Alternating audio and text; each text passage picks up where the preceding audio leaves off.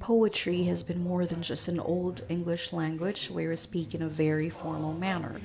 It has become relative to a larger scale of genre, from the high life of Hollywood movies to the musical doors of theatrical plays in the 21st century, has all been influenced and tainted by poetry.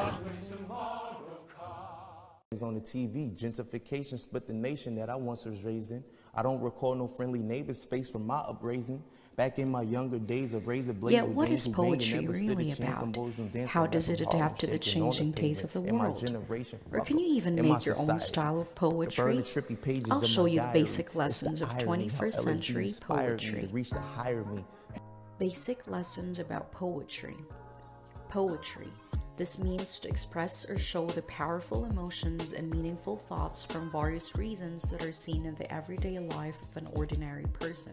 There are two eras of poetry, the traditional and the modern way of writing.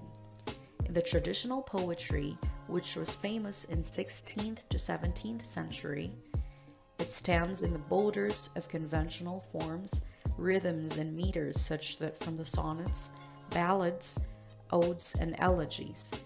One of the most recognized poet was William Shakespeare.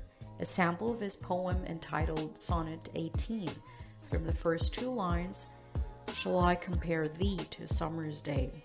Thou art more lovely and more temperate." Did you feel the British vibe? I did. It was so British. For the second era of poetry, the modern poetry, which was first recognized in the 1900s and covers the years until today. The free verse poetry, as it is called because of its experimental form. One of the most recognized poets is T.S. Eliot. A sample of his 1925 poem called The Hollow Man. The last two lines was, "This is the way the world ends, not with a bang, but a whimper." Whoa there, that was as dark and deep as it can get. For the next part, how do we analyze a poem in 4 easy steps for beginners? First, read a poem while using a pen or pencil. Second, consider the title of the poem and the initial impression of the poem's subject. Third, contextualize a poem through the forms and word choice. Lastly, define the purpose of the poem. Part 2, exercise and sample of 21st century poems. A sample poem with a full interpretation for each is given in order to provide an example that would help you understand better. The second one is building castles. Building castles not knowing they are made of sand. The interpretation for this poem proceeds about doing something without the realization that it will be undone. This idea was represented symbolically by the idea of person building what they thought was a stone castle, but it turned out to be a sand castle.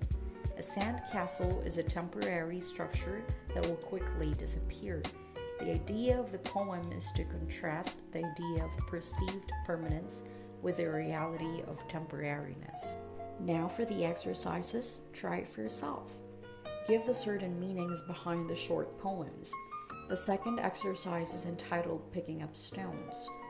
Walking along, picking up stones, wondering why the bag is so heavy.